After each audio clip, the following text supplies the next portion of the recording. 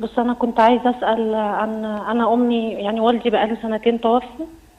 بقاء لله. بقاء لله، الله يرحمه. وهي بعد ما هو توفى وكده هي طلعت على المعاش على طول. هي كانت مدرسه فرجعت اتجوزت تاني، تمام. وجوزها توفى على طول بعديها برضو ب6 شهور. ايوه. فرجعت هي نفسيتها فضلت تقول ان هي تعبانه وكده. وانا كنت ساكنه، وانا جبنا لها بيت فوق، يعني هي اشترت بيت فوق البيت بتاعي انا وجوزي. تمام. وهو عمله لها، يعني كان على الطوبه وفضل هو اللي عمله لها، شال كل حاجه وعمله لها هو على حسابها، بس هو اللي عمل لها كل حاجه. جوزك؟ اه. اه. يعني هو ما ساعدها عملهاش. يعني. ساعدها في ان هو جاب الناس وعمل كل حاجه وتعب جدا وعمل كل حاجه، ما تمام. قصرش في اي حاجه معاه. تمام. المهم فهي بعد ما جت هنا، ما جينا نقعد مع بعض، هي مش عايزه تقعد لوحدها خالص. تمام. يعني عايزه تنام عندنا وتفضل قاعده عندنا. تمام. فانا قلت لها اقعدي معايا طول النهار، يعني هم اخواتي قالوا لها اقعدي طول النهار، وقت ما هو يجي يعني ايه اديله مساحته وكده. امم. فما كانتش بتديله مساحته، وكانت بتيجي وتفضل قاعده ونايمه طول النهار وبراحتها خالص في البيت. حتى ما كانتش بتعمله اي اعتبار، ممكن تفضل تتخانق وتقعد تتخانق معايا وتزعق على اي حاجه. وهي شقتها فوقيكي على طول؟ وهي شقتها فوقيه على طول. ما بتطلعهاش خالص يعني؟ بتطلعها الصبح وانا نايمه، وهي بتصحى بدري، بتطلعها الصبح وانا نايمه وترجع تفضل قاعده بقى، اللي هو يعني وقت ما نصحى تنزل تقعد معانا. ونس يعني. هي عايزه ونس. هي عايزه ونس، مش عايزه تقعد لوحدها ابدا ابدا. أيوة. انا ما عنديش مشكله هي تفضل قاعده، بس هي بتفضل مراقباني وتفضل تتخانق وتفضل، يعني طبعها صعب جدا جدا فوق ما اي حد يتوقع يعني. فانا مريضه هلع، انا بتعالج من البنك مع دكتور نفسي وكده، وعندي وسواس قهري، بفضل أأنب في ضميري طول الوقت. بس كنت انا مقصره معاها في حاجه، عامله حاجه، هي دايما محسساني بالتقصير. فجوزي طلب، ففضلت قاعده يعني براحتها خالص، وجت بنت اختي وقعدت تتخانق معاها قدامه. ممكن ما بترعوش بقى، ممكن الساعه 7 الصبح تتخانق في اي وقت بزعيق جامد، ما بترعوش خالص. ماشي. جوزك قال حاجه بقى؟ هو طلب مني، هو قال لي تقعد معاكي براحتها خالص، بس وقت النوم انا محتاج، يعني هو بيجي من شغله بالليل. فهي وقت النوم تنام في بيتها. اقعدوا مع بعض عادي طول الوقت، انا ما عنديش مشكله خالص، بس وقت النوم هي تنام في بيتها. فانا قلت لها يا ماما انت اقعدي معايا براحتك خالص، نعيش مع بعض، عايزين اعمل لك الاكل، اعمل اي حاجه، ما عنديش مشكله، بس انت في وقت النوم باتي في بيتك. قعدت تزعق وشتمتني، وانت قلة الادب، وانا مش داخلالك بيت تاني، وانا مش مسامحاكي، وعمري ما مسامحاكي ابدا. قدر اخواتي فهموها، هي ما بتقعدش خالص، بقى لها سنتين ما بتقعدش، داخله في 3 سنه ما بتقعدش لوحدها ولا بتبات خالص، بتفضل تقعد عند اخواتها، عند اختي دي، عند اختي دي، وعامله مشاكل مع كل جواز اخواتي، محدش مستحملها، بتعمل مشاكل، هي مش خفيفه، مش قعدتها خفيفه يعني. هي عايزه كل حاجه ليها هي بس. تمام. ما بيهمهاش انت تعبانه او مش تعبانه، مش مهم، على الرغم ان هي بصحتها مش عايزه تخدم نفسها خالص. هي لسه عندها 62 او 63، لسه طالعه من معاش، كانت مدرسه يعني. مش عايزه تخدم نفسها ولا تطبخ ولا تعمل اي حاجه خالص.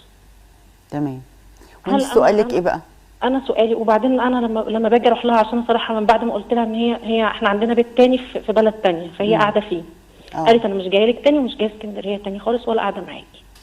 وراحت قعدت في بيتها بقى الاساسي؟ في بيتها، بس ما بتقعدش فيه برضه، بتفضل تقعد عند اخواتي هنا، وعند اخواتي دي يوم، وعند اخواتها كده. حتى لو هم عارفه ان جوازهم مش مستحملين، بس مش مشكله، اهم حاجه عندها هي. ولو جايبه اكل تخلي اختي هي اللي تطبخه، ما تطبخش، ما بتعملش اي حاجه، هي تقعد بس، ومش عايزه، وعايزه احنا اللي نفضل نعمل لها، تيجي مهما تيجي علينا مش مهم. ماشي. سؤالك ايه بقى؟ انا سؤالي، انا لما رحت لها فضلت تدعي عليا، رحت لها عشان اراضيها قبل العيد وكده، وتدعي على جوزي وكده، وتقول لي يا رب تجربي اللي انا جربته ان شاء الله، يعني هيموت وتجربي اللي اتحطي في الوضع اللي انا فيه. ماشي. فانا حاسه بتأنيب الضمير. انا خايفه جدا جدا، وانا والله ما بأثر في حاجه خالص. انا ضميري ما بقيت بأثر في بيتي، بقيت بأثر في تربيه بنتي، مش قادره اخلف تاني، مش قادره اعيش حياتي طبيعي زي بقيه البشر خالص. انت مخلفه كام؟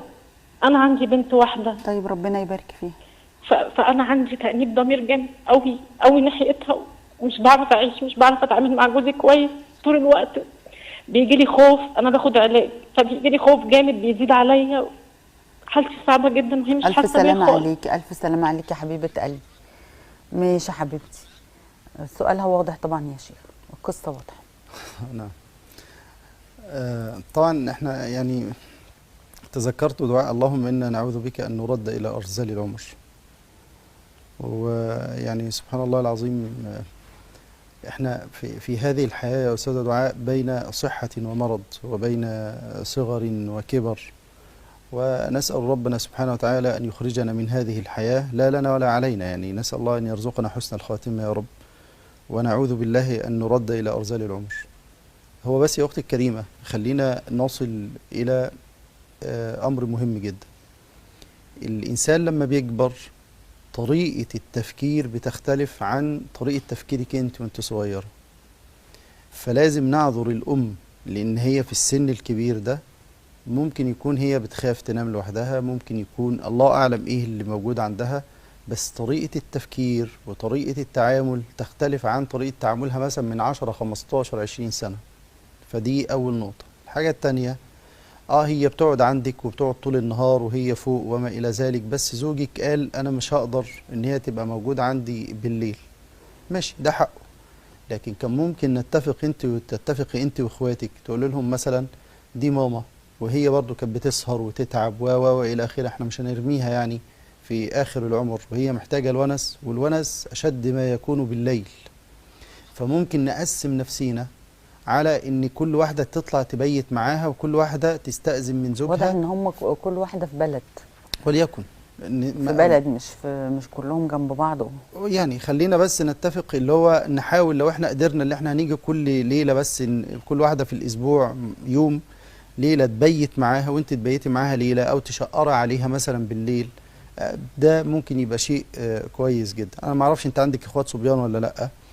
الحاجة اللي بعد كده اللي هو انت ما تأنبيش نفسك، بس انا هقول لك تأنبي نفسك في ايه. تأنبي نفسك في بعض الكلمات، ان هي عاوزة كل حاجة لوحدها، هي بتجيب اكل واختي هي اللي بتعمل، هي كانت بتعمل لكم كده وانتوا صغيرين، بلاش الطريقة دي. حتى طريقة الكلام عن الام او عن الاب يكون بالصورة دي، اللي هو في صورة فيها انا بحس ان فيها نقص لقدر الام او لقدر الاب. لا، ده انا جزمتها فوق راسي، واعمل لها واغسل لها وانظف لماما، ويعني كل حاجه هي عاوزاها. ان هي عملت كده وهي يعني كانت ترجو من الله رب العالمين اللي هو يا رب اشوفك كبيره كده واجوزك وتبقى عروسه، تتعب وتتمنى بقائك. لكن احنا بنعمل ده وبنتمنى موت الام للاسف الشديد. فبلاش، انا عارف ان هو ده مش قصدك، بس بلاش حتى نخلي بالنا من الفاظنا واحنا بنقول الكلام ده. طب هي دلوقتي الام رجعت بيتها الاساسي، نروح نحاول نسترضيها باي طريقه كانت، نقول لها معلش نحاول، طب والله ابتدى علينا خلاص معلش نصبر. المهم جدا ان الصبر بقى في الوقت ده قد يكون بقى ده نوع من انواع البلاء، هنشوف بقى هنصبر ولا مش هنصبر. معلش يا استاذه دعاء، انا اسف، لا انا عاوز اقول حاجه بس يعني قديما، ودي حصلت معي انا شخصيا يعني، وانا تقريبا حكيتها، ان كان حصل موقف ما بيني وبين والدتي، اقعد في الشقه، لا سيبي الشقه اروح شقه تانية، بتخليني امشي من الشقه اللي انا قاعد فيها، وقالت لي روح شقه تانية. فزعلت وحصل بقى نرفزه وبتاع الكلام ده قديما يعني. فاتصلت باحد مشايخي، قلت له يا مولانا يعني امي زعلانه وبتاع، وانا ما عملتش حاجه يعني، انا في النهايه فاعمل ايه؟ قال واين انت من جريج العابد؟ قلت له ماله جريج ده؟ ما انا عارف قصه جريج. قال اكان عاصيا لامي؟ قلت له لا. اكان عاقا بها؟ قلت له لا. قال الم تدعو عليه؟ قلت له اه. قال استجاب الله دعوه امه؟ قلت له اه. قال لي لكن الله نجاه. قلت له يعني اعمل ايه؟ قال لي يعني تروح تبوس رجليها. قلت له لا حاضر، والله العظيم انا بحلف بالله، انا ده حصل معي شخصيا. كانت زوجتي والده، وكان الطفل عمره 13 يوم، نقلنا وقلت هننقل خلاص، واحنا كلنا ايه طاعة لأمي رحمة الله عز وجل عليه. فهي دي القضية، لكن الله نجانا بعد ذلك والحمد